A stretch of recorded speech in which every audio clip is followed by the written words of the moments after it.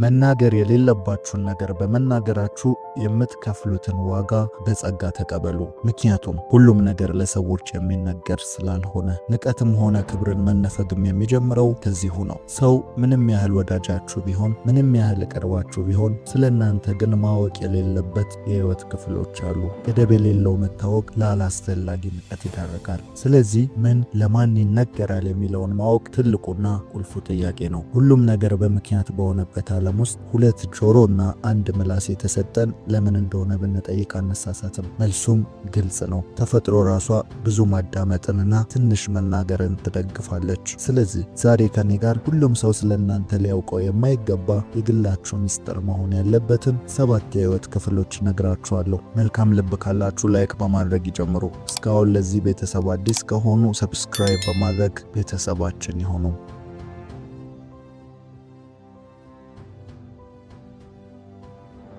ሰው ሁሉ ድካም ይኖረዋል። ያንንም ለሰዎች ተናግሮ መፍትሄን ወይም መድኃኒትን ያገኝለታል። ለሰው መድኃኒቱ ሰው ነው የሚባለውም በምክንያት ነው። ነገር ግን ሁሉም ነገር ለሰው አይነገርም። ይህ ማለት አፍ የተሰጠን መርጠን እንድንናገር ነው ማለት ነው። ይህ ባይሆን ኖሮ ሰው ታይቶ የሚነበብ ግልጽ ፍጥረት በሆነ ነበረ። ስለ ራሳቸው ምንም ሳያስቀሩ የሚናገሩ ሰዎች በመጨረሻም ይጸጸታሉ። የሚናገሩትንም ባለመምረጣቸው ዋጋ ሲከፍሉ ይገኛሉ። እናንተ ግን ይህ እንዳይሆን ከህይወት ክፍሎቻችሁ ውስጥ መናገር የሌለባችሁን 7 ነገሮች እነግራችኋለሁ። እነዚህ 7 ነገሮች አልበርት አንስታይን በህይወት በነበረበት ጊዜ ለማንም ማጋራት የሌለባችሁ ሚስጥሮች ናቸው ሲል ተናግሮ ነበረ።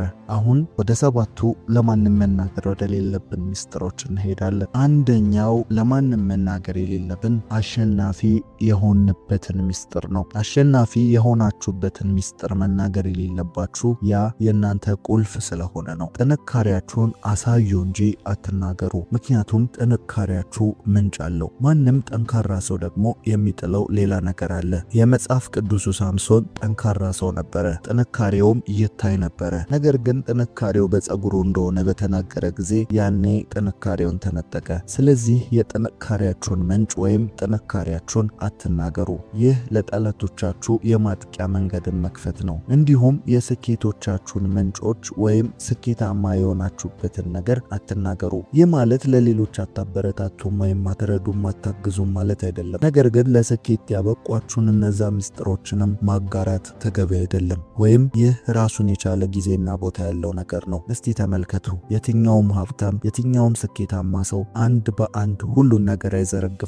ምክንያቱም እናንተ ስኬታማ የሆናችሁት ሌሎቹ ያንን ስለማያውቁም ጭምር ነው። አንዳንዴ እንደ ስኬቱ አይነትና ይዘት የሚለያይ ነገር ቢሆንም የስኬት ምስጢሮች ግን አብዛኛውን ጊዜ አይነገሩም። የቢዝነስና የሥራ ፈጠራ ስኬቶች ሚስጥራቸው መጠበቅ ይኖርበታል። በአንድ እውነተኛ ታሪክ ላስረዳችሁ። አንድ ሰው በዩኒቨርሲቲ ውስጥ ገንዘብ ይቸግረውና ቢዝነስ ለመስራት ያስባል። ከዚያም ከብዙ ሐሳብና ውጣ ውረድ በኋላ አንድ ሐሳብ ላይ ይደርሳል። ያም ሐሳብ ከዚህ በፊት እርሱ ለራስ ምታት የሚሸጥ ቀለል ያለ መድኃኒት ጎን ለጎን ለእግር ሽታም ጥሩ እንደሆነ ከአንድ ሰው የሰማውን ነው። ከዛም በቀጣዩ ቀን ያንን መድኃኒት ገዝቶ ኤክስፐሪመንት ሲያደርግ እውነትም ያ የራስ ምታት መድኃኒት የእግር ሽታ መድኃኒት ሆኖ አገኘው። ከዚያም በቀጣዩ ያንን መድኃኒት ገዝቶ ስራውን ጀመረ።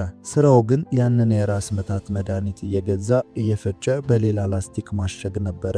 ይህም የስኬት ሚስጥርን መደበቅ ይባላል። ከዛም ይህ ሰው ለእግር ሽታ መድኃኒት እያለ ከፋርማሲ 5 እና 10 ብር የገዛውን መድኃኒት በ50 እና በ100 በትምህርት ቤት ውስጥ ማከፋፈል ጀመረ። ይህ ሰው ያንን ስራ ሰርቶ የሚፈልገውን ገንዘብ አግኝቶ ከዛ ስራ ወጥቶ መጽሐፉን ጽፎ ይህንን ሚስጥር እስኪናገር ድረስ ለማንም የሚሰራውን ስራ ሚስጥር አልተናገረም ነበረ። በምን እንደሚያወጣው የማይናገርበትም ምክንያት ነገሩ ለመገኘት ቀላል ስለሆነ ነው። ለሱ ቢዝነስ የሆነበት ብቸኛ ምክንያት ያንን መድኃኒት ስለማያውቁት ነው። ስለዚህ ቅድም እንዳልኩት እንደ ስኬቱ ይዘትና አይነት ቢለያየም ነገር ግን የስኬቶቻችሁን ሚስጥር ያሸነፋችሁበትን ሚስጥር ለሰዎች አትናገሩ። ሁለተኛ መጥፎ ታሪካችሁን። ከምንም በላይ የሰው ልጅ በህይወቱ ላይ ወደፊት እንዳይራመድ ከሚይዙት ነገሮች የመጀመሪያው ባለፈ ታሪክ ውስጥ የተሳሳታቸውን ውሳኔዎችና ያበላሻቸውን ነገሮች ናቸው። ሁሉም ሰው ወደ ኋላ ሲመለከት ሊያስታውሰው የማይፈልገው አንድ ወይም ብዙ የህይወት ምዕራፍ አለው። ታዲያ ሰው ይህንን ስህተቱን በጸጸትም ሆነ ይቀልልኛል በሚል መልኩ ላገኘው ሰው ሁሉ ሊያወራ አይገባውም። ይህ የእናንተ የህይወት ታሪክ እንደመሆኑ መጠን እንደ አስፈላጊነቱ በዘርፉ ላይ ብቃት ካላቸው ወይም በፈለጋችሁት መፍትሄ ላይ ሙያ ካላቸው ሰዎች ውጪ ማንም ማወቅ የሌለበት የህይወታችሁ ክፍል ነው። ምክንያቱም ያለፈ ስህተቶቻችሁ ለሰዎች በማውራት ትክክል ልታደርጉት አትችሉም። ይህንን ማድረግ ወይም መናገር በሰዎች ዘንድ ንቀትንና የእናንተን ብቃትና ችሎታ ለመቀበል እስኪቸገሩ ድረስ ባለፈ ስህተት ውስጥ ለእናንተ ያላቸውን ግምት ያበላሻል። ያለፈ ስህተታችሁን ስትናገሩ ሁልጊዜም በተቃራኒው ስለ እናንተ የሐሜት መድረክን እየፈጠራችሁ መሆናችሁን አትርሱ። በተናገራችሁበት ቅስፈት ከጀርባ ስለ እናንተ መወራት ይጀምራል። ያልሆናችሁትን ማንነት ይሰጧችኋል። ከዚያም በኋላ በጥርጣሬ መታየት ትጀምራላችሁ። ለእናንተ የነበራቸውን ፍቅርና አክብሮት፣ እምነት ማጣት ይጀምራሉ። ከዚያም ለምታደርጓቸው ነገሮች ሁሉ የአሁኑ ስራችሁን ከበፊት ማንነታችሁና ታሪካችሁ ጋር በማነጻጸር ሊዳኟችሁ ይጀምራሉ። ትንሹ ጥፋታችሁና ስህተታችሁን ሁሉ ከዛኛው ማንነታችሁና ከመጥፎ ታሪካችሁ ጋር በመደባለቅ እንደ ትልቅ ጥፋት መታየት ይጀምራል። ምናልባትም ከፍ ካለ መገለልና መድሎንም ልትቀበሉ ትችላላችሁ። ከምንም በላይ እናንተን ተገዢ ያደርጋችኋል። ይህንን ለተናገራችሁት ሰው ሁሉ ማጎብደድ ትጀምራላችሁ። የህይወታችሁን ሪሞት ትሰጧችኋላችሁ። ይህንን ሚስጥር ስታጋሩ በፍቅርም ሆነ በይሉኝታ መልክ ሰዎች የሚፈልጉትን ነገር እናንተን ለማስደረግ እንደ ማስገደጃ ይጠቀሙበታል። ፍላጎታችሁን ይነጥቋችኋል። ከዛ በኋላ አለመግባባት እንኳን ቢፈጠር ከዛ ካመናችሁት ወዳጅ መለየት ይከብዳችኋል። ሳታውቁት የዛ ግንኙነት ፈላጊና ተለማማጭ ሆናችሁ ራሳችሁ ታገኛላችሁ። ስለዚህ ብዙ የህይወት ውጣ ውረድ ውስጥ ከመግባታችሁ በፊት ያለፈ ስህተታችሁን፣ መጥፎ ታሪካችሁን ለሰዎች አታጋሩ። ምናልባትም አንዳንዴ ነገሩ ያለፈና በእናንተ ላይ ተጽዕኖ የማይፈጥር ሆኖ ሲገኝ ለማስተማርና ከእናንተ ውድቀትን ሌሎቹ እንዲማሩ ልትናገሩ ትችላላችሁ። ይህም የመንፈስና የስሜት ጥንካሬ ላይ ስትደርሱ የሚደረግ ነው። ሲደረግም ለማንም መናገርና ማውራት የምትችሉት ሆኖ በማንም ፊት በራስ መተማመናችሁን የማይነጥቅ ሆኖ ሲገኝ ብቻ ነው። ነገር ግን ያለፈ ታሪካችሁንና መጥፎ ታሪካችሁን ለጓደኛችሁም ሆነ ለምታምኑት ሰው ለብቻ አትናገሩ። ይህ የእናንተ እስር ቤት ስለሆነ። ሶስተኛው ለማንም መናገር ከሌለባችሁ ነገሮች መካከል ገቢያችሁንና ተቀማጭ ገንዘባችሁ። ገቢያችሁን መናገር የሌለባችሁ ዋነኛ ምክንያት በምትነግሩት ሰው ላይ በሚያሳድረው ተጽዕኖ ምክንያት ነው። ይህንን በሁለት መንገድ ልናየው እንችላለን። ትልቅ ገቢና ትንሽ ገቢ ብለን። ትልቅ ገቢ የሚኖራችሁ ከሆነ በተናገራችሁበት ጊዜ የሚፈጠረው በትንሹም ቢሆን ቅናት ሊሆን ይችላል። ቅናት ባይኖር እንኳን ግን በትልቅ ገቢና ጉራችሁ ምክንያት ብዙ ብድሮችን ትጠየቃላችሁ። ሳይኖራችሁ እንኳን ማበደር ቢያቅታችሁ ገቢያችሁን በመናገራችሁ ምክንያት አትታመኑ። የገንዘብ አንድ ሕግ አለ። ብዙ ገቢ ሲኖር ብዙ ፍላጎት። ያ ማለት የምታገኙት ገቢ ከፍ ባለ ቁጥር የምትፈልጉትም ሆነ ከእናንተ የሚጠይቃችሁ ወጪ ከፍ እያለ ይሄዳል። ይህንን ግን ሰው አይረዳውም። ገቢያችሁን ስትናገሩ ከምንም ወጪ ነፃ አድርጎ ነው የሚመለከታችሁ። ስለዚህ ያንን ገንዘባችሁን ምን ታደርጉታላችሁ ብሎ በራሱ አቅጣጫ ብቻ እናንተን መመልከት ይጀምራል። ያ ማለት ለሱ ካልሰጣችሁት፣ ለሱ ካላበደራችሁት፣ ለሱ ካልረዳችሁት ሌላ ቦታ አትረዱም፣ ሌላ ቦታ አትሰጡም፣ ሌላ የህይወት ጥያቄያችሁ ትንሽ ነው ብሎ ከራሱ ወጪ ጋር ነው የሚያገናዘበው። ስለዚህ ገቢያችሁ ትልቅ ሆኖ ብትናገሩ ላላስፈላጊ ብድርና ላላስፈላጊ ትችት ነው የሚያጋልጣችሁ። ስለዚህ ገቢያችሁ ከፍ ብሎ ከሆነ ከዛም ብሶ ብታበድሩ እንኳን ለእናንተ ለመመለስ ዝግጁ አይሆኑም። እሱ ምን አጣ ዝም ብሎ ነው እንጂ በሚል ብድራችሁ ላለመመለስ በዛም በዚህም ምክንያትን ይደረድራሉ። ግንኙነት እስከሚበላሽበት ድረስ ይደርስባቸዋል። አንዳንዴም ብሬን ስጡኝ ስትሉ ደግሞ ይህ ሁሉ እያገኘ ብለው ልክ እንደ ስግብግብ ይቆጥሯቸዋል። በተመሳሳይ መልኩ ደግሞ ዝቅተኛ ገቢ ካላችሁ ለንቀትና ለዘለፋ መጋለጣችሁ የማይቀር ነው። በምትመሩት ቤተሰብ ላይም ስጋትን ትፈጥራላችሁ። ከምንም በላይ በተናገራችኋቸው ሰዎች ዘንድ ለእናንተ የነበራችሁን ቦታ ክብርን ይቀንሳል። በእናንተም ላይ ማሾፍና መቀለድ ይጀምራሉ። የዚህች ዓለም ስውሩ መተዳደሪያ ገንዘብ ነው። ሰው የሚወድህም የሚከተልህም ገንዘብ ሲኖር ብቻ ነው። በአሁኑ ሰዓት ገንዘብ ከሁሉ በልጦ እየታየ ነው። ዝቅተኛ ገቢያችሁን ከተናገራችሁ ለዘለፋና ትችት ትጋለጣላችሁ። በተጨማሪም እምነታችሁን ታጣላችሁ። ይህ ማለት ቸግሯችሁ እንኳን ገንዘብ ብትጠይቁ ለማበደር ፈቃደኛ አይሆኑም። ምክንያቱም ገንዘባችንን መመለስ አይችልም ብለው ስለሚያስቡ ነው። ስለዚህ ለማንም ሰው ስለ ገንዘባችሁ፣ ስለ ገቢያችሁ አትናገሩ። ይህንን አጠቃሎ ተቀማጭ ገንዘባችሁን መናገር ደግሞ ለቤተሰባችሁ ደህንነት ስጋትን መፍጠር እንደሆነ አወቁ። ሰዎች ሰውን በገንዘቡ መጠን ዋጋ ስለሚያወጡ ራሳችሁን እያስገመታችሁ መሆናችሁን ተረዱ። ስለዚህ አትናገሩ። ገቢያችሁንና የገንዘብ መጠናችሁን እስካልተናገራችሁ ድረስ ሰዎች በማያውቁት የእናንተ የህይወት ክፍል እየገመቱ እያከበሯችሁ ይቀጥላሉ። ነገር ግን የገንዘብ መጠናችሁና ገቢያችሁን በተናገራችሁበት ቅስፈት በተመሳሳይ ዋጋችሁን እየተናገራችሁ እንደሆነ ተረዱና ራሳችሁን ከእንደዚህ አይነት ለንቀትና ለትችት አልፎም ደግሞ ለሌላ ሐሜት የሚያጋልጣችሁን የህይወት ስርዓት ውስጥ አትግቡ። አራተኛ ማን ወዳጃችሁና ማን ጠላታችሁ እንደሆነ ነው። ይህ በጣም አደገኛና ከባድ መረጃ ነው። እናንተ የሆናችሁት በአካባቢያችሁ ነው። አካባቢያችሁ ህልውናችሁ ነው። ትክክለኛ ወዳጆች ሁሌም የማይታወቁ መሆን አለባቸው። የጠላቶቻችሁ ዋና ዓላማ ከእናንተ በፊት አቅራቢያችሁ ያሉ ሰዎች ስለሆኑ ነው። አስተውላችሁ እዩ። ዘራፊና ገንዘብ ተቀባዮች ራሱ ያገቱት ሰው ሁሌም ዓላማቸው አይደለም። ዓላማቸው ባገቱት ሰው ጋር ጥሩ ወዳጅነት ያለው ለዛ ለታገተው ሰው ሲል ምንም መክፈል የሚችለው ሰው እንጂ። ስለዚህ እናንተን ለማጥቃት ትልቁ መንገድ የምትወዱትን መጠቅ ነው፣ የምታምኑትን መጥለፍ ነው። እዛ ሰው ጋር ስለናንተ በቂ መረጃ ሊገኝ ስለሚችል። ስለዚህ ሁሌም ወዳጃችሁን ለሰዎች አትናገሩ። የምትወዷቸውን በልቦቻችሁ ጠብቋቸው፣ ሚስጥር አርጓቸው። በተጨማሪም ጠላታችሁንም ጭምር። ስለ ጠላታችሁ ስታወሩ ሌላ ቦታ ያለ ጠላታችሁ ከጠላታችሁ ጋር ያብራል። ማንን እንደምትፈሩ ማንን እንደማታምኑ ስትናገሩ የራሳችሁን ደህንነት እያጣችሁ ትሄዳላችሁ። ጠላቶቻችሁ በተመሳሳይ ፍላጎት ላይ የሚያገናኛቸውን ድልድይ ትፈጥራላችሁ። ምናልባትም ጠላቶቻችሁ እርስ በእርስ ባይተዋወቁ እንኳን የጠላቴ ጠላት ወዳጄ እንደሚባለው የእናንተን ጠላት በመሆናቸው ብቻ እርስ በእርስ ይወዳጃሉ። ስለዚህ ስለ እያንዳንዱ ሰው በእናንተ ዘንድ ስላለው ቦታ ለሰዎች በግልጽ አትናገሩ። ወዳጃችሁንም ጠላቶቻችሁንም በልቦቻችሁ ያዙ፣ አትናገሩ። አምስተኛው ለማንም መናገር ከሌለባችሁ ነገሮች ውስጥ ራእያችሁን ነው። ራእያችሁን አታጋሩ። በእውነቱ ከሆነ ራእይ ለሰው ነው። በውስጣችሁ ያ ፍላጎት ሲያድር ለሰዎች በቶሎ አታጋሩ። ምክንያቱም እናንተ የምታዩትን በትክክል አይታያቸውምና ነው። ምክንያቱም ራእይ ከሆነ ያ ነገር የእናንተ ብቻ ነው። ያ የሚገባችሁም የምትረዱትም ወይም የተሰጣችሁ ለእናንተ ነው። በእናንተ ልክ የእናንተ ራእይ ሊኖረው የሚችል ሰው የለም። ይህ በውስጣችሁ ሐዘንን ከመፍጠሩ በፊት አይረዱኝም ከማለታችሁ በፊት ራእያችሁን ለሰዎች አታጋሩ። አንድ ትልቅ አጀንዳን ስታነሱ ወይም ሲገለጥላችሁ በልባችሁ ማቆየትን ተለማመዱ። ራሱ የሚገለጥበት በአካል ቅርጽ የምታስይዙበት ቀን ስላለ ያኔ ባያችሁት ልክ ማየት ይችላሉ። እስከዛ ድረስ ግን ሊታያቸው እንደማይችል እወቁ። የምታስቡትን የህፃናት ጨዋታ አድርገው ከመቁጠራቸው በፊት እናንተም እነርሱን ሰምታችሁ እውነትም ጅል ነኝ እንዴ ምኑን ነው ያሰብኩት ከማለታችሁ በፊት ነገሩን በልባችሁ ባመናችሁት ልክ አካል እንዲለብስ ወደ ተግባር ግቡ እንጂ በዛ ነገር ላይ ሰውን ለማሳመን አትልፉ።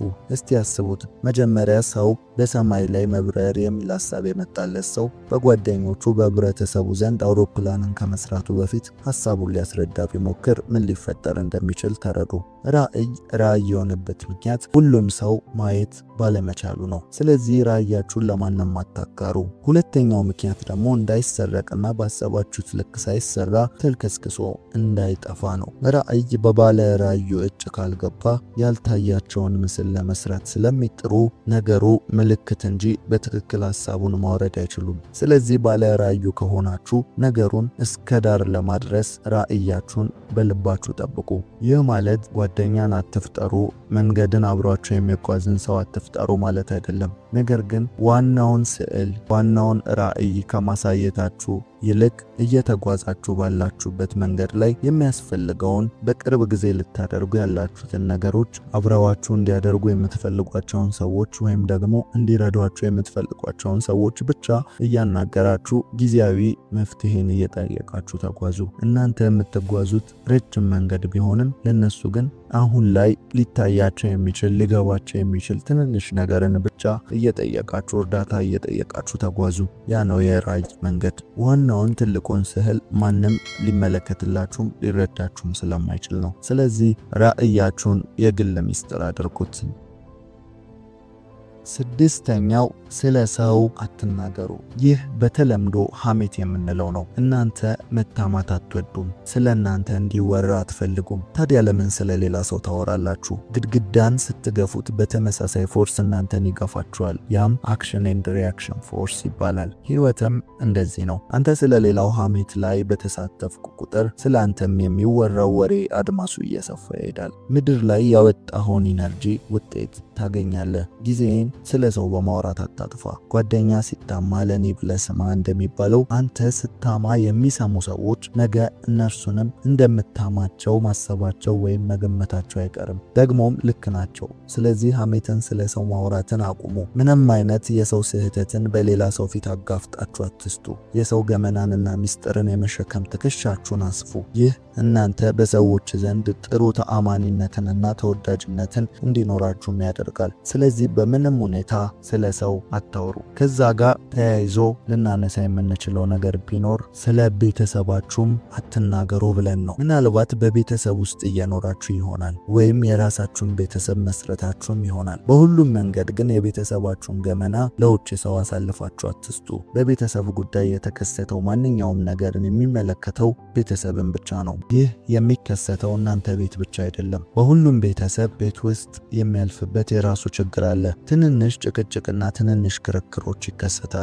ይህም አለመስማማትም ሆነ አንዳንዴ ደግሞ መቋጫ የሌለው አለመግባባት ይኖራል። ነገር ግን በዚህ ጊዜ ክፍተት መፍጠር የለባችሁም። ለማንም ሰው ዳኝነት ጓደኛንም ሆነ ሌላ አካልን በቤተሰብ ጉዳይ አታስገቡ። ትልቁ መርከብ በትንሽ ቀዳዳ አብዝቶ በገባው ውሃ ምክንያት ሊሰጥም ይችላል። በተጨማሪም አንዳንዴ ከጸብና ክርክር ውጪ ቤተሰብ የሚያልፍበት ሌላ የገንዘብና የህመም ወይም የተለያዩ ችግሮችን አሳልፋችሁ አትስጡ። ከማንም ጋር አትወያዩበት። ቤተሰባችሁን አደጋ ላይ አትጣሉ። ቤተሰብ በእናንተ ምክንያት ድክመቱ ታውቆ ሀፍረትና መሸማቀቅ ውስጥ ሊገባ አይገባም። ይህንን ስታደርጉ ደግሞ መጀመሪያውኑም የቤተሰቡ ምስጢር የእናንተም ጭምር ስለሆነ ነው። ነገር ግን የእናንተ ብቻ አይደለም። ስለዚህ መናገር እንኳን ቢያስፈልግ የቤተሰቡ የግል ፍላጎት ከግምት ውስጥ ገብቶ በውይይት የሚፈቀድ ነገር መሆኑን አትርሱ። ካለዚያ እንደ ራሳችሁ ብቻ ምስጢር በየቦታው ከዘራችሁት ለጠላት ሰፊ በርን ትከፍታላችሁ። የቤተሰባችሁን ደህንነት አደጋ ላይ ትጥላላችሁ። ስለዚህ የእናንተ ቤት ጓዳ ማንም ሰው ማወቅ አይኖርበትም። ይህ የግል ጉዳይ ስለሆነ።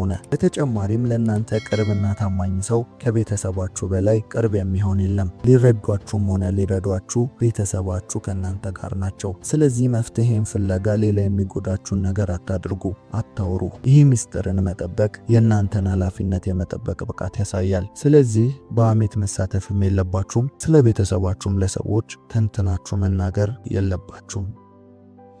ሰባተኛውና የመጨረሻው የወደፊት እቅዳችሁን ነው። የሰው ልጅ ወደፊትን በአይነ ህሊናው የመሳል ከፍተኛ አቅም አለው። ይሄ ኢማጂኔሽን ደግሞ ወደ እቅድና ወደፊት ላይ ብዙ እንድታስቡ ያደርጋል። ያም በውስጣችሁ ልዩ ስሜትን ይፈጥራል። ከዛም ልክ በዛ ጊዜ ተናገሩ የሚል ስሜት በውስጣችሁ ይፈጠራል። ስለዚህ የሰው ልጅ ተፈጥሮ አዲስ ሐሳብንና የወደፊት እቅድን ለሰዎች የመናገር ጥልቅ ፍላጎት ያድርበታል። ይህ ግን ሁለት ጉዳት አለው። አንደኛ አእምሮአችን የሚጠቀመው ዘዴ ሲሆን፣ ሁለተኛ ሰዎች ጋር በመድረሱ የሚፈጠረው ስሜት ነው። አንደኛ አእምሮአችን የሚጠቀመው ስሜት ስንል አእምሮ በተደረገና ሊደረግ ባለ ነገር መካከል የሚለየው በሚሰማን የእርካታ ስሜት ብቻ መሆኑ ነው። ያም ማለት ነገሩ ከመደረጉ በፊት ያንን የእርካታ ስሜት ካገኘው ነገሩ እንደተደረገ የመቁጠር ባህሪ ያለው። ይህም ለዛ ነገር የሚያሳድረው ግፊትና ኃይል እየቀነሰ ይመጣል። በዚህም ምክንያት ያቀደውን ሳያደርግ እኛም ያሰብነውን ሳናደርግ እንቀራለን ማለት ነው። ሰው እቅዱን የወደፊት ዓላማውን ለሰዎች በቃል ሲናገር የእፎይታና የእርካታ ስሜት ይሰማዋል። እንዲናገርም የሚያስገድደው ኤነርጂ ለዚሁ ነው። ስለዚህ በተናገራችሁበት ቅስፈት ከውስጣችሁ ውጥረት ታርፋላችሁ ማለት ነው። ነው። እፎይታንም ታገኛላችሁ። ያን አእምሮ ነገሩ እንደተደረገና እንደሆነ መቁጠር ይጀምራል። ስለዚህም ለዛ ተግባር ያወጣ የነበረውን ኢነርጂና ኃይል ግፊት ይቀንሳል ወይም ያቆማል። ብዙዎቻችን በዚህ ምክንያት የምንፈልገውን ነገር ሳናደርግ ቀርተን እናውቃለን። እናቅዳለን፣ አንፈጽምም። ምክንያቱም ለሰዎች በመናገራችን ምክንያት ኢነርጂያችን ስለወጣ ነው። ስለዚህ እቅዳችንን ለሰዎች መናገር የለብንም። እቅዳችንን ለሰዎች መናገር የሌለብን አንደኛው ምክንያት ይሄ ሲሆን፣ ሁለተኛው ደግሞ በመናገራችን ምክንያት በተናገርነው ሰው ላይ የምናሳድረው ስሜት ነው። ሰው ምንም ያህል ጥሩና መልካም ቢሆን ራሱን ግን ማወዳደሩ የማይቀር ነው። ይህ ማለት በምትናገሯቸው ነገር ላይ ሊያበረታቷችሁም ሊያደንቋችሁም ይችላሉ። በተቃራኒው ግን በውስጣቸው የበታችነትን ስሜት ትፈጥራላችሁ። ያም ማለት ራሳቸውን ከእናንተ ጋር ያወዳድራሉ። እናንተ ለመጎበዝ፣ እናንተ ለመለወጥ፣ እናንተ ብዙ ነገርን ለመፍጠር ባሰባችሁበት ልክ የእነሱን ስንፍና ታሳያችኋላችሁ። ስለዚህ ሰዎች ደግሞ ስንፍናቸውን የሚነግራቸው ወይም ደግሞ የእነሱን ማነስ የሚነግራቸውን ሰው አይፈልጉም። ስለዚህ ራሳቸውን ከእናንተ ጋር በቁመትም ማለካከት መወዳደርም ይጀምራሉ። ስለዚህ ቅናት ይፈጠርባቸዋል። ቅናቱ መልካምም መጥፎም ሊሆን ይችላል። ለእናንተ መንገድ መሳካትም እንቅፋትም ሊሆን ይችላል። እምነትና ቃል ኃይል አላቸው። ይህ ማለት እነዛ ሰዎች በእናንተ ላይ የቅናትና እንዳይሳካላችሁ ቃል ሲያወጡ ወይም እንዳይሳካላችሁ ሊያምኑ ይችላሉ። ይህ በተዘዋዋሪ ሁሉ ነገር ኢነርጂ በሆነበት ዓለም ውስጥ እናንተ ጋር በማታውቁት መንገድ ተጽዕኖን መፍጠሩ የማይቀር ነው። የእነርሱ የእናንተን ውድቀት መመኘትና መፎካከር አንዳንዴም ብሎ ሀሳባችሁን መስረቅ ድረስ የሚደርስ ትልቅ ውጣ ውረድ ውስጥ ልትገቡ ትችላላችሁ። ስለዚህ የእነርሱን ኢነርጂ የእናንተን ተነሳሽነት ሊያጠፋው ይችላል። አንዳንዴም አይሆንም፣ አይሳካም የመሳሰሉ ተስፋ አስቆራጭ ሁኔታ ስር ሊከታችሁ ይችላል። ስለዚህ መቼም ቢሆን የወደፊት እቅዳችሁን ዝም ብላችሁ አትናገሩ። በልባችሁ ስር መያዝና ማቆየትን ተለማመዱ። አሁን ያወራነው የወደፊት እቅዳችሁን ነግራችኋቸው ስለ እናንተ መጥፎ ሊያስቡ ስለሚችሉ ሰዎች ነው። ነገር ግን ሁሉም ሰው እንደዚህ ነው ማለት አይደለም። ትክክለኛ ለእናንተ መልካምን የሚመኝ የሚረዳችሁ፣ ከጎናችሁ የሚቆም ከራሱም ጋር የማያወዳድራችሁ ሊኖር ይችላል። ነገር ግን እንደሱ አይነት ሰውም ጋር ደግሞ ለፍርድ ወይም ደግሞ ያንን ነገር ትንሽ ቆይታችሁ ባታደርጉት እንድታፍሩና በተናገራችሁት ነገር እንድትጸጸቱ የሚያደርግ ስሜትን ይፈጥርባችኋል። ስለዚህ ልታደርጉ ያሰባችሁትን ነገር በተግባር ብቻ ብታሳዩት እናንተ ላይ ያለምንም መጥፎ ስሜት ትክክለኛ ለውጥን ትፈጥራላችሁ። ስለዚህ ቀድሞ መናገርን አቁሙ። ነገሮችን በልቦቻችሁ መያዝ ተለማመዱ። አንዳንድ ልማዶቻችሁ በየቀኑ እየገደሏችሁ ይገኛሉ። ጊዜው በፍጥነት እየተጓዘ ነው። ውድቀትም ሆነ ስኬት ከመቼውም ጊዜ በላይ ቀላል እየሆነ መጥቷል። ስለዚህ በዚህ ጊዜ ትልቁ ጥያቄ እያደረጋችሁ ያላችሁት ነገር ከምትፈልጉበት ቦታ የሚያደርስ ነው ወይ የሚለው ነው። ሕይወታችሁ ላይ ሞኝና ቂል አትሆኑ። ሁሉም ሥራ የራሱ ውጤትና ዋጋ አለው። የሀገራችን አንድ አባባል አለ፣ ሁለት ወዶ አይቻልም። በአጭሩ ምን እያልን ነው? አንዱን ለማግኘት አንዱን መልቀቅ የግድ ነው። ስለዚህ በሕይወታችን ላይ ብልህ ሰው መሆን ይጠበቅብናል ማለት ነው። ሁሉም ሰው ብልህ ሰው አይደለም። ማንም ሰው ግን ብልህን ሰው መሆን ይችላል። የሚያስፈልገው ውሳኔና ምርጫ፣ ራስን ለማሳደግ ያለ ቁርጥ ውሳኔ ብቻ ነው። ይህ ሁላችንም የምንስማማበት እውነት ይመስለኛል። ታዲያ ብልህና አስተዋይ ሰው ለመሆን ተደጋግሞ ማድረግ ስላለብን ነገሮች የሰማን ቢሆንም ዛሬ ግን ማድረግ የሌለብንን ወይንም ደግሞ ለእድገታችን ጠር የሆኑ በየዕለቱ የምናደርጋቸው አሁኑኑ ማቆም ያለብንን 8 ነገሮች እነግራችኋለሁ። መልካም ልብ ካላችሁ ቪዲዮውን ላይክ በማድረግ ይጀምሩ። ለዚህ የቁም ነገር ቻናል አዲስ ከሆኑ ደግሞ ሰብስክራይብ በማድረግ ቤተሰባችን ይሁኑ።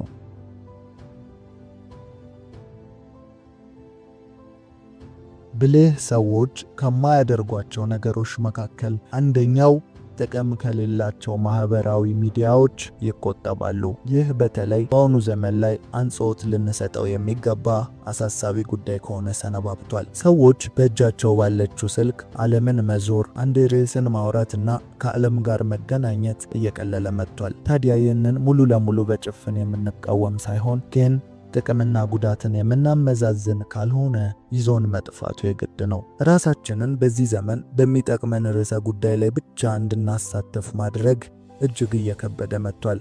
እንደውም አዳዲስ ጥናቶች የሰው ልጅ አሁን ላይ ድሮ ጣዕም የሚሰጡትን ነገሮች እየጠፉ እርካታንና ጣዕምን ፍለጋ ስክሮል ሲያደርግ እንደሚውል ይገልጻሉ። ያ ማለት አሁን ላይ እንደ ድሮ እያዝናናን ስለሆነ ብቻ ሳይሆን ሚያዝናናንን ፍለጋ እየተጣጣርን ነው። ስክሮል ካረግናቸው ነገር ምናልባትም አንዱ ከብዙዎች የተለየ ስሜትን ሊፈጥር ይችላል። ያቺን ስሜት ፍለጋ ብዙ እናስሳለን። ስለዚህ አሁን ላይ ይህንን የተረዱ ሰዎች ከተለመደው መደበኛ ቀልድ ወይም ፊልም የሰው ሐሳብ በመሸሹ ምክንያት ትርጉም ሊሰጡ የማይችሉ በትክክለኛና በሰው ማይንድ ብናስበው ግራ በሚያጋቡ ቪዲዮዎች ሲወጡና ብዙ ሲታዩ ማየት የተለመደ ነው። የዚህ ምክንያት ለመደበኛው ወይም ለድሮ አይነት ቀልዶች፣ ፊልምና መዝናኛዎች ስሜት ማጣታችንን ያመላክታል። ስለዚህ በዚህ ዘመን ብልህና አስተዋይ ሰው ራሱን ከማይጠቅሙት ማህበራዊ ገጾች በመቆጠብ አእምሮውንና የስሜቱን ጤንነት ይጠብቃል ማለት እንችላለን። የማህበራዊ ጉዳት ከተነሳ እንዲሁ ዝም ብለን የምንገልጸው መረጃ ብቻ አይደለም። እጅጉን በጣም በዚህ ዘመን ላይ አጫጭር ቪዲዮዎች የሰውን አእምሮ እየጎዱ ይገኛሉ። የዓለማችን ባለሀብት ታዋቂው ኤሎን መስክ አንድ ፖድካስቱ ላይ እንደዚህ ሲል ተጠይቆ ነበረ። ምድር ላይ ከተፈጠሩ የሰው ልጆችን እያጠፉ ካሉ ፈጠራዎች መካከል ትልቁ የምትለው ምንድነው በማለት ተጠየቀ። ኤሎን መስክም አጭር ቪዲዮዎች በማለት ነበር የመለሰው።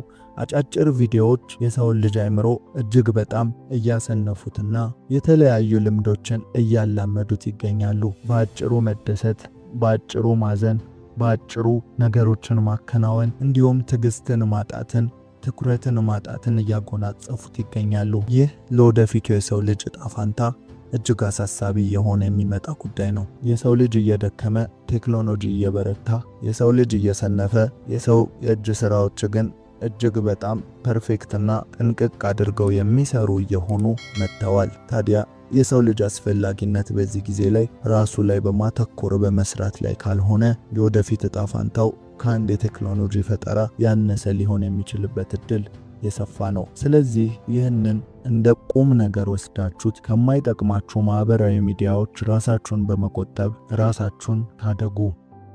ሁለተኛ፣ ብልህ ሰዎች ከስሜታዊ ውሳኔ ይቆጠባሉ። ምንም እንኳን እነርሱ እንደ ሰው ስሜት ቢሰማቸውም ነገር ግን ስሜታቸው ወይም በጊዜ የተፈጠረው ደመነፍስን የማስተዋል አቅማቸውን እንዲገድለው አይፈቅዱም። ብልህ ሰዎች ለውሳኔ የዘገዩም የፈጠኑም አይደሉም፣ ምክንያቱም ሁሉንም ነገር በማመዛዘን ስለሚያከናውኑት ነው። ጤነኛ ከመሆን ምልክቶች ዋነኛው በጊዜው ተገቢውን ስሜት ሲሰማን መሆኑ ግልጽ ነው። በሚያናድደን ነገር መሳቅ፣ በሚያስቀን ነገር ማልቀስ፣ ይህ የተፈጥሮአዊ ስርዓትን የተዛባ ሳይኮሎጂካል ችግርን ያመለክታል።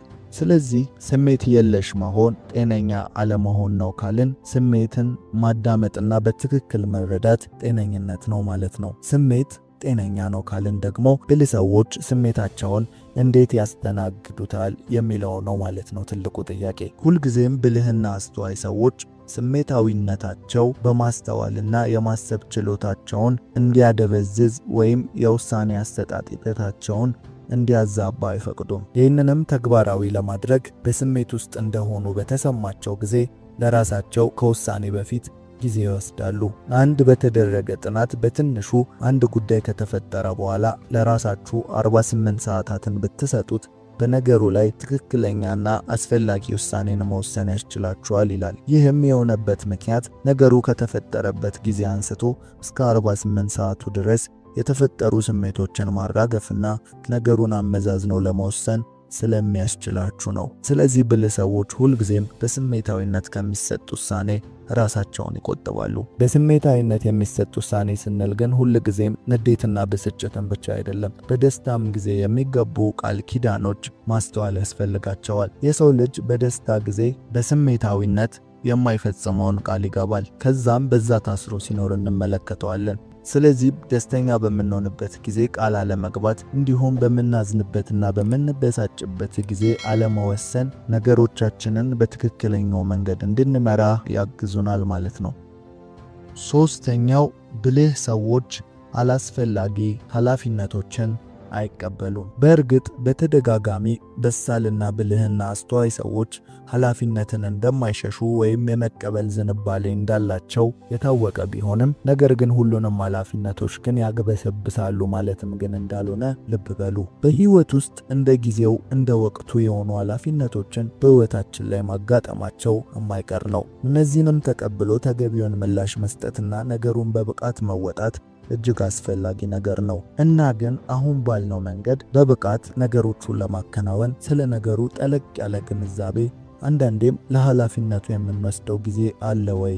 ጉዳዩስ ምን ያህል አስፈላጊ ነው ብለን ስንፈትሽ ሁሉንም ኃላፊነቶች ከማግበስበስ እንቆጠባለን። ለዚህ ነው ብልህ ሰዎች ሁሌም እችላለሁና አደርጋለሁ ብለው የማይቀበሉት። ነገር ግን ከማንኛውም ሰው ይልቅ ለኃላፊነት እነርሱ የበለጠ ይታመናሉ። ምክንያቱም ኃላፊነትን ሲቀበሉ በጥልቀት ተመልክተውና አመዛዝነው ነው። በዚህም ምክንያት ለኃላፊነቱ ይመጥናሉ ወይም በበቂ ሁኔታ ይወጣሉ ተብለው ይታመናሉ። ሞኞች ግን ሁሉንም ነገር በዓይነ ሕሊናቸው ብቻ እየሳሉ አደርጋለሁ፣ እሰራለሁ ብቻ በሚል ወሬ ይታወቃሉ። ለመታመንም የሚመረጡ አይደሉም። ምክንያቱም እነርሱ ስለ ነገሩ አውቀው ሳይሆን ሁሉንም በስሜት ብቻ ስለሚናገሩ ነው። ስለዚህ ብልሆች ሁሌም ካላስፈላጊ ኃላፊነቶች ራሳቸውን ይቆጥባሉ። አራተኛ፣ ትርጉም የለሽ ግንኙነቶች። አስተዋይ ሰዎች በሚያደርጓቸው ግንኙነቶች እጅግ መራጮች ናቸው። አላስፈላጊ ግንኙነቶችን ያስወግዳሉ። ከሚያውቋቸው ሰዎች ጋር መጠነኛ ንግግርን ማድረግን ይመርጣሉ። እንደ ወሬ፣ ሐሜት፣ ትርጉም ከማይሰጡ ንግግር ከማድረግ ይቆጠባሉ። ያልተጨበጡ ጉዳዮችን ከማውራት በአንድ ሰው የግል ጉዳይ ገብቶ ከመፈትፈት ይቆጠባሉ። በአጠቃላይ ቁም ነገር በሌላቸው ንግግሮች ወይም ግንኙነቶች መሳተፍም ሆነ ጊዜያቸውን ማሳለፍ አይፈልጉም። ይልቅስ በግንኙነታቸው ውስጥ ዕውቀትን የሚጨምርላቸውና አእምሯቸውን የሚያሰፋ ዓላማ ያለው ውይይቶችን ማድረግ ይመርጣሉ።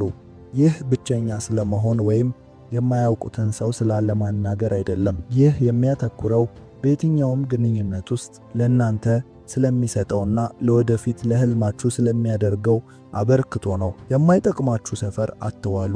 ለዚህ ነው ብልህና አስተዋይ ሰዎች ሁልጊዜም ከማን ጋር ውለው የማንን አይነት ባህሪ ወይም ከማን ጋር ኤነርጂ መለዋወጥ እንዳለባቸው ቆም ብለው የሚያስቡት። ወደዳችሁም ጠላችሁም ከሰው ጋር ጊዜ እስካሳለፋችሁ ድረስ ከናንተ ወደ እነርሱ ከነርሱም ወደ እናንተ የሚጋባ ኤነርጂ ይኖራል።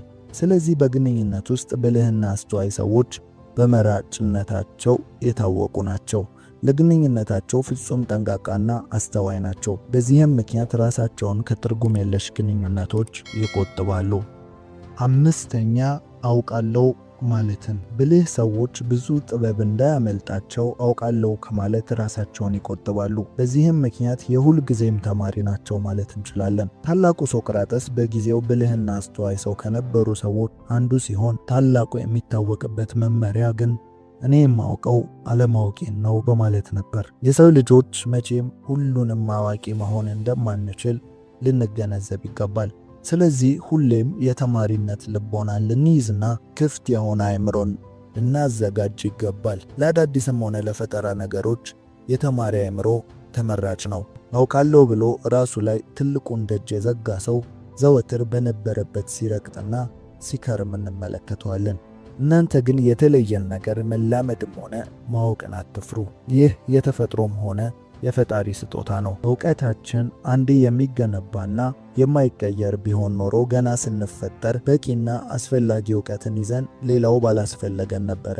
ነገር ግን ስንፈጠር ንጹህና ለመማር የተዘጋጀ አእምሮን ይዘን ተወለድን። ግን አሁን አውቄያለሁ አልቀይርም የምትሉት ዕውቀት ሁሉ በዚህ ምድር ከመጣም በኋላ የያዝነውና የገነባነው ነው። ይህ ምንን ይነግረናል?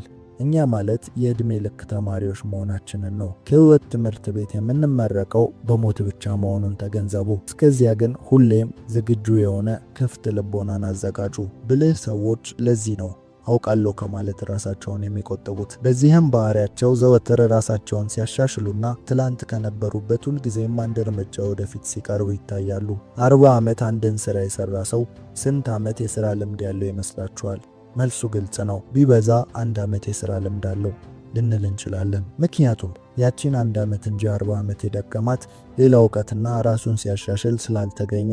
ስለዚህ ሁሌም ይህንን ተገንዘቡ። አሸናፊና ስኬታማ ብልህ ሰዎች ለመጪው ጊዜ ራሳቸውን የሚያዘጋጁ ናቸው። ዓለምና ቴክኖሎጂ ከምናስበው በላይ በፍጥነት እየተጓዘ መሆኑን ተገንዘቡ። ከዚህ ፍጥነት ጋር ደግሞ ራሳቸውን ለማስጓዝ ምን ያህል ዝግጁ ናችሁ? በዛው ልክ ደግሞ በማስተዋልና በጥበብ እንጂ የመጣልን ሁሉ መቀበል አለብን ማለትም እንዳልሆነ ተገንዘቡ። ስለዚህ ብልህ አውቃለሁ ከማለት ይቆጠባል ማለት እንችላለን። ስድስተኛ ከመፍረድ ይቆጠባሉ። ሁልጊዜም በሳልና ብልህ ሰዎች ለፍርድ አይቸኩሉም። ምክንያቱም ሁሉም ሰው ምንም ሊሰራ እንደሚችል ያምናሉ። ያ የሰራውም ነገር በሰው ዘንድ ሳይሆን ባደረገው ሰው ዘንድ ግን ምክንያት ሊኖረው እንደሚችልም ያገናዝባሉ። ቦታው ላይ ሆኖ ማየት ስለማይቻል በማንም ላይ ከመፍረድ ይቆጠባሉ። ይህም ካላስፈላጊ ትችቶች፣ ወቀሳዎችና ከዝም ብሎ ወሬና አስተያየቶች ራሳቸውን መጠበቅ ያስችላቸዋል።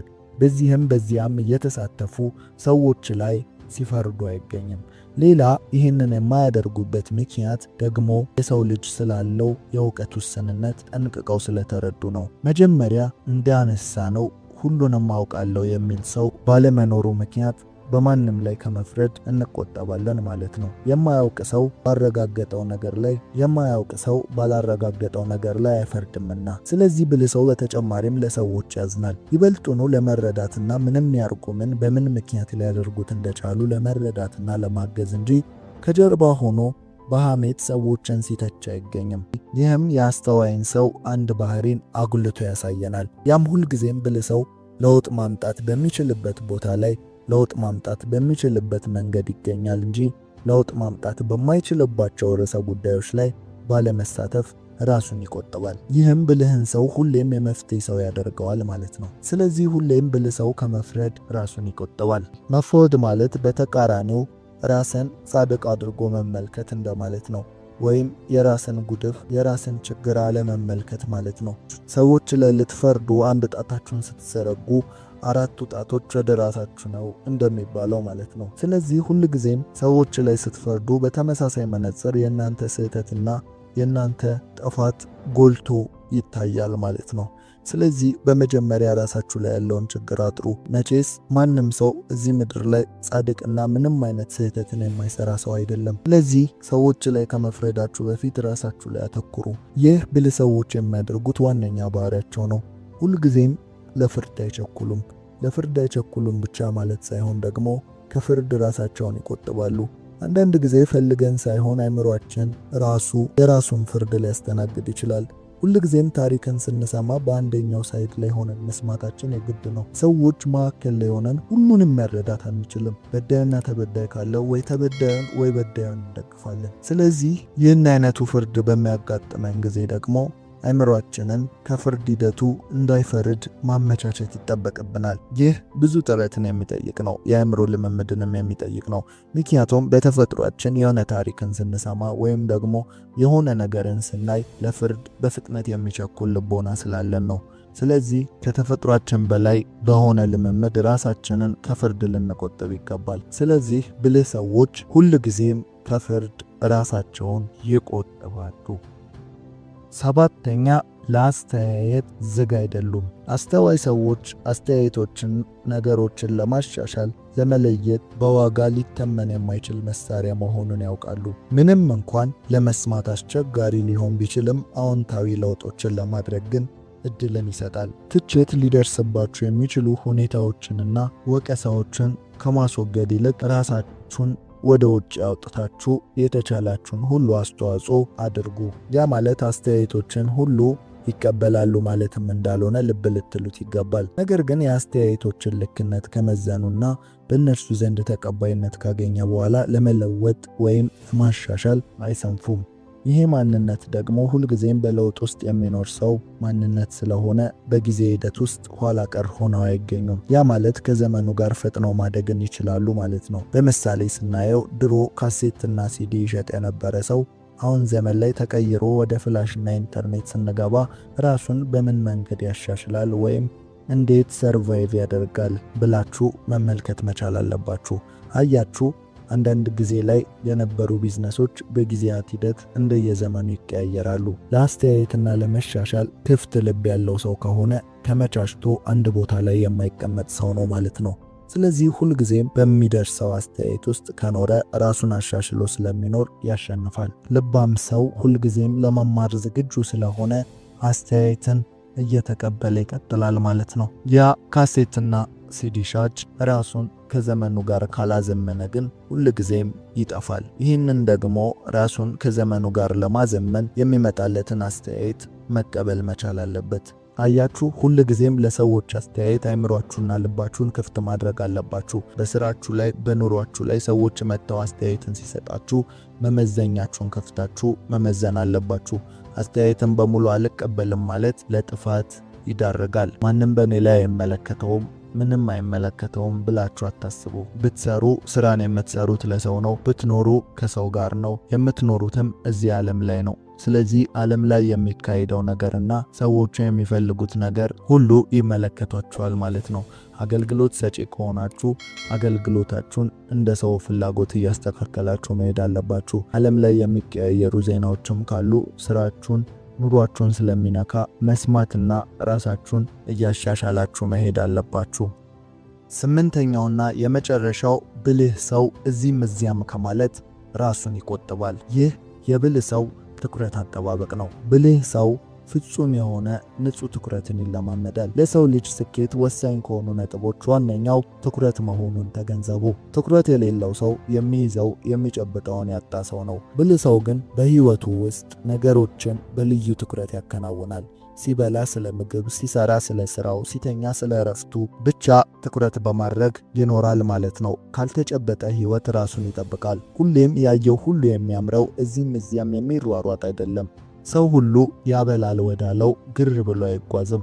መንገዱን በትጋትና በትኩረት መሄድን ይመርጣል። በራሱ እንጂ በሰዎች እቅድ አይመራም። ስለዚህ ምንን፣ እንዴት፣ በምን ያህል ጊዜ ማከናወን እንዳለበት ያውቃል። ያም ትኩረት ይባላል። ስለዚህ ብልህ ሰው እዚህም እዚያም ከማለት ራሱን ይቆጥባል። ይህኛው ነጥብ ላይ በዋነኝነት ከዘመኑ ጋር አያይዘን ልንመለከት የሚገባ ነገር ነው። አሁን ላይ ሰው ሁሉ በተመሳሳይ ርዕስ ላይ ይገኛል። ሁሉም ሰው በየወቅቱ አንድ የሚያግባባው አንድ ርዕሰ ጉዳይ ብቻ ይፈጠራል። ሁሉም ሰው አንድ ዜና ላይ ያተኩራል። ይሄ ስራ ያበላል፣ ይሄ ነገር ያዋጣል ሲባል አብዛኛው ሰው ግር ብሎ ወደዛ ዘርፍ ላይ ይገባል። በዚህ ጊዜ በሶሻል ሚዲያም ትሬንድ የሆኑ ነገሮች ይፈጠራሉ። ትሬንድ ማለት በራሱ ሰዎችን በአንድ ነገር ላይ ማዝመት ወይም ማጓጓዝ እንደማለት ነው። የሆነ ነገር ትሬንድ ሆነ ማለት ሁሉም ሰው ማድረግ ጀመረው እንደማለት ነው። ስለዚህ ብልህ ሰው ግን ከእንደዚህ አይነቱ ነገር የራቀ ነው። ባለማስተዋል ከህዝብ ጋር ግር ብሎ የሚጓዝ አይደለም። ሁልጊዜም መንገዱን ቆም ብሎ በማስተዋል የሚፈትሽ ነው። የጠቢብ ዓይኖች በራሱ ላይ ናቸው እንደሚል መጽሐፉ፣ ብልህ ሰው ሁልጊዜም ራሱ ላይ ብቻ ትኩረትን ያደርጋል፣ መንገዱን በአግባብ ይጓዛል። ዛሬ የተመለከትናቸው እንደ ብልህ ሰው መኖር ከፈለጋችሁ ራሳችሁን መቆጠብ ያለባችሁን 8 ተግባሮች ነው። ከተመቻችሁ ላይክ፣ እስካሁን ለዚህ የቁም ነገር ቻናል አዲስ ከሆናችሁ ደግሞ ሰብስክራይብ በማድረግ ቤተሰባችን ይሁኑ። እናመሰግናለን።